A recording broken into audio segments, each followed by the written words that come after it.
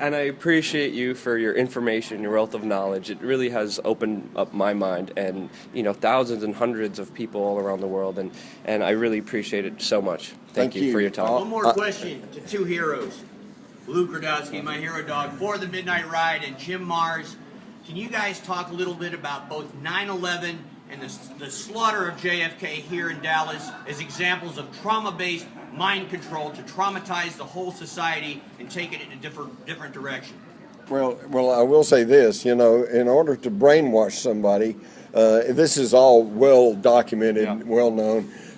You have to break people's wills down. You have to break them down so you can rebuild them in the image that you want. And the fastest, easiest way to do that is to traumatize them. Okay? In fact, this is as old as history. This is what happens when you take a young kid, and boy or girl, put them in the military. First thing they do is shave off all their hair, put them in a uniform just like everybody else, destroy their individuality, and build them back as a good troop. And that's basically traumatizing them. On 9/11, this whole nation was traumatized.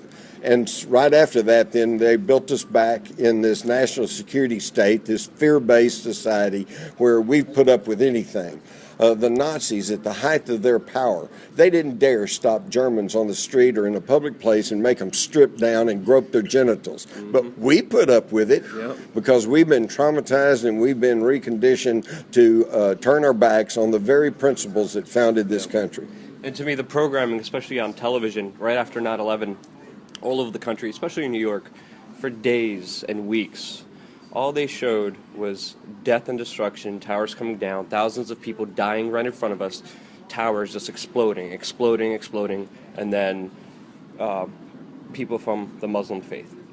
Towers coming down, people from the Muslim faith. Towers coming down, people from the Muslim faith, over and over and over. They programmed us so well that we were just conditioned not only to believe it, but to invest all of our emotions and all of our feelings into that and do everything in our power to just go support the government because they're the good guys, they're going to help us. But that programming, that I don't think that ever has happened throughout history where just any form of media is just taking over by those two principles: death and destruction, blame, go get these guys. To a more limited extent here in Dallas, where Al Sharpton just did a story last night, 50 years of guns. That's when America started to talk about gun control after Jack got shot. That's when we went to Vietnam. Hey, I grew up in Texas. We had guns.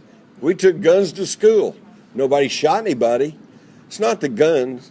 In fact, I got a shotgun at home, and you know what? I loaded it, set it by my door. It's been 6 months now, and it hadn't shot anybody. I guess I have a defective shotgun.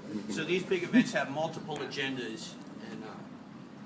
Fear-based programming. How important is fear as a tool of the enemy against the people? Hermann Goering, head of the Nazi Luftwaffe at Nuremberg, he laid it out. He said the people don't want war, but they do what the leaders tell them, and to get them to go to war is very easy. He said you just tell them they're being attacked, and then you call anyone who tries to counteract you defeatist and unpatriotic. And wow, doesn't that sound like exactly what we're going through?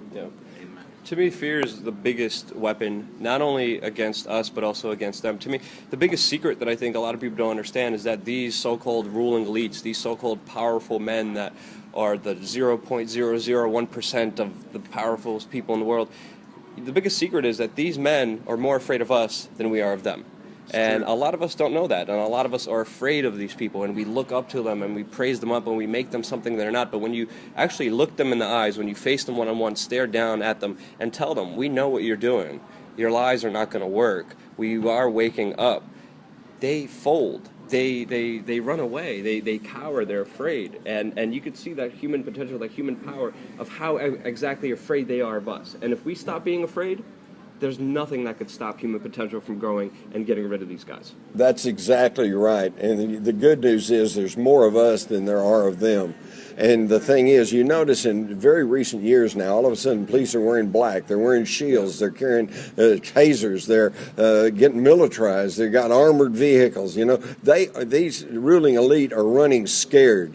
And did they just do this overnight? No, they did that in reaction to a growing consciousness among the public now who are beginning to catch on to them. Not everybody. The people who got the steady paycheck and have the 401ks, they're still going trying to tell themselves that everything's okay, but it's not. All right. And if you look at human psychology, whenever you see someone hurt somebody else, whenever they're angry, whenever they're frustrated, whenever they're just filled with that negative emotion, it ultimately always comes back to the basic principle of fear.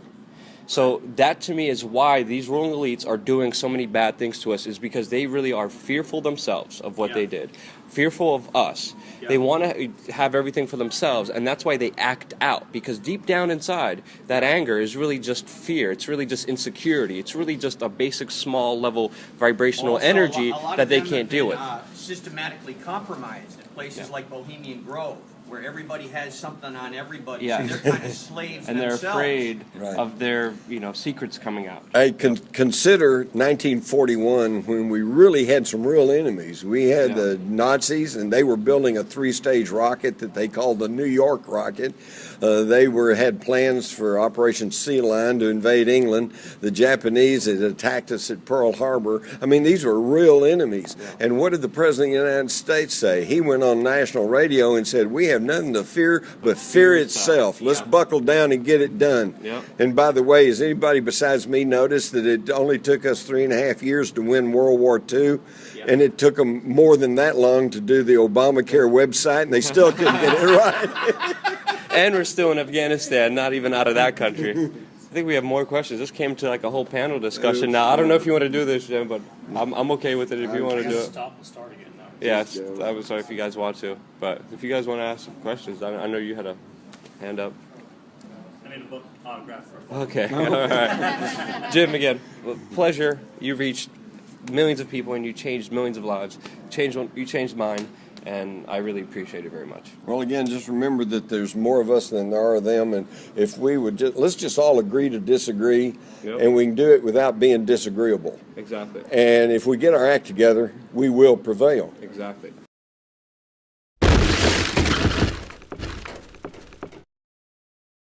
But that's just a warm-up. It gets much better here. Now here, Luke Rudkowski. When are you going to open up on the Bohemian Grove? Bye-bye. What's this picture of? Voices echo across the city! No man here will defend